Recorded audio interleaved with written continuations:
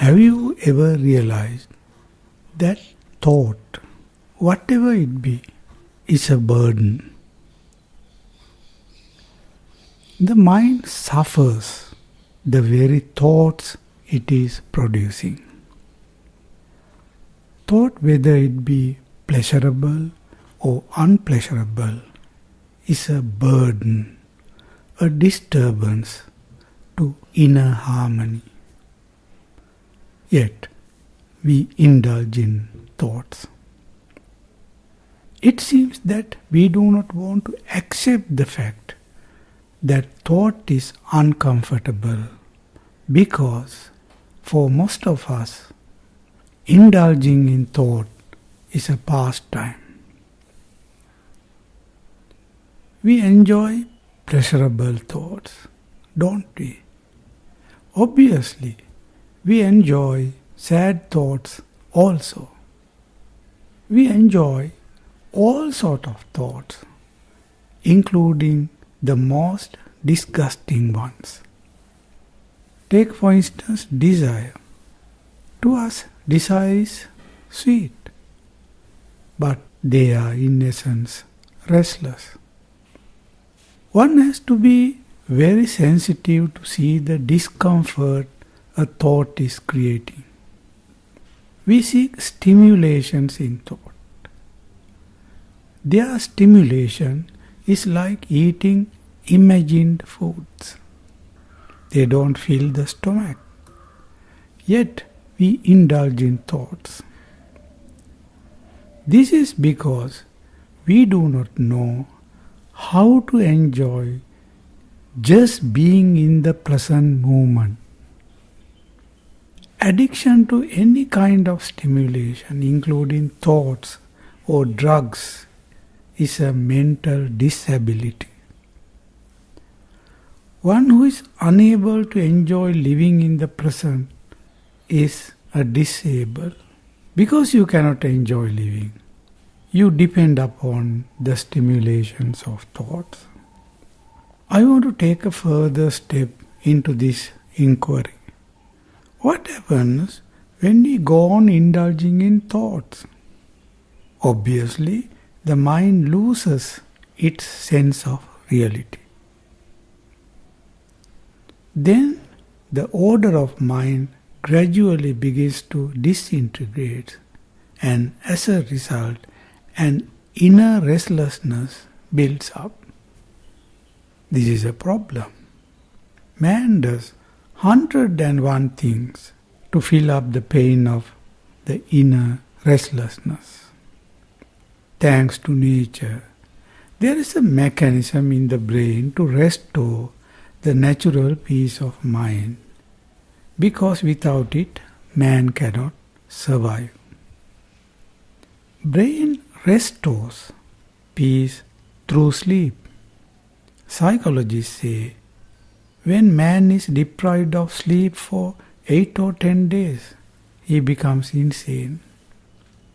Sleep is nature's remedy for people going insane by the disorder they create for themselves. This function of sleep is evident when you sleep with a worry and find on awakening following morning, mind has become refreshed. However, sleep does not completely heal the deep wounds of mind. It makes them sink into the subconscious, and there they remain buried, unresolved. When a conducive state arises in life, the residue with its pain re-emerges. Therefore, we cannot content with the remedy of sleep. Sleep cannot completely purify the mind. The unresolved pain follows you like a secret shadow. When subconscious is filled with lot of unresolved problems and their pains, your purity as a human being may tend to be defiled. Due to their weight, You can be an ugly person unknowingly. When I happen to meet some friends who were so lovely in their youth, I find they have lost their pleasant qualities beyond belief. Time has made them into ugly persons. Does nature have a remedy for this condition?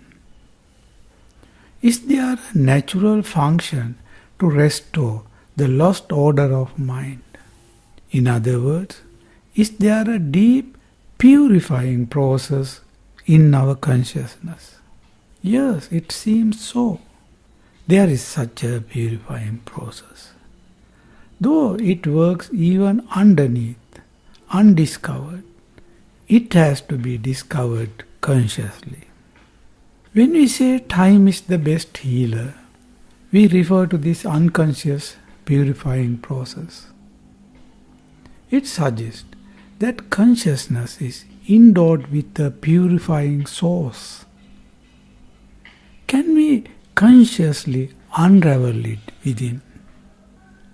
It seems the ancient sages, especially in India, have discovered it. This natural state of purification of consciousness has been named Sahaja Samadhi. The close English words for it are natural integrity, ultimate order of consciousness, and inherited true state of pure being. In yoga, the word samadhi means an effortless or natural state of integrity. It is not a mental construct achieved by meditation or any other spiritual practice or drug-induced mood.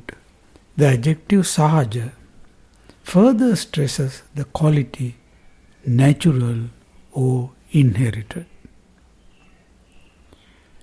In Sahaja Samadhi, impressions of thoughts are absorbed and cleaned away without residue. It is a deep, life-refreshing and renewing process. If there were no such inner cleansing process inherited in human consciousness, people would go insane as they go through time due to the amount of defilements gathered. It is evident that nature has such a self-healing capacity to a certain extent as a part of ecosystem. Take for instance a stream of water which can restore its purity against the dirt gathered up. So can the earth and natural environment. This natural capacity in us seems to function at two levels, namely consciously and unconsciously. We all have noticed how a worry is cleansed to a great extent after a good night's sleep. However, this healing process takes considerable time. If one can discover the source of purification consciously, then it may work effectively. Then you need not wait for time to heal. Surely, it would be the highest inner discovery a person can do for himself. I said, Sahaja Samadhi is a state of consciousness in which the healing is taking place. If so, what is the actual source of healing and purification? We can infer that the source is pure consciousness. Sahaja Samadhi opens pure consciousness, which is the highest state of well-being. Once a person discovers it, life will be a continuous self-healing and self-purification process, refreshing itself. Now the question remains, how to discover Sahaja Samadhi? In order to discover the source of purification within, one has to delve deep into one's consciousness.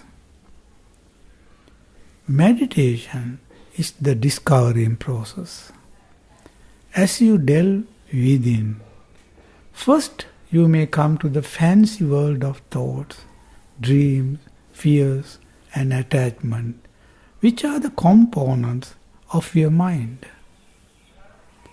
See the false as false. For instance, when a fear rises, know a fear has arisen. Observe your structure of mind deeper and deeper. Every time you realize a delusion as a delusion, you awake from it. You go on observing whatever arises as thought, fear, desire, hatred, resentment, sorrow, and so on. The very knowing liberates you from their hold. This is the process of inner awakening. Go on awakening. As you go on awakening, a moment comes when the whole slumber of delusion of mind disappears. It is the opening into Sahaja Samadhi, where your true self touches the fire of pure consciousness, the source of purification.